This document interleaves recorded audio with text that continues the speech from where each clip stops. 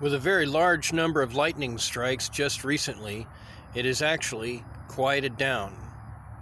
We recently got a few sprinkles here at the church in Richland Hills.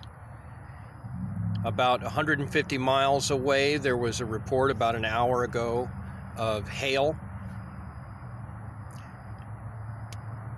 And this image that you're seeing is a radar map. And you'll notice a blue dot on that map. That is where I am at this moment. You guys be careful out there and have a very good night.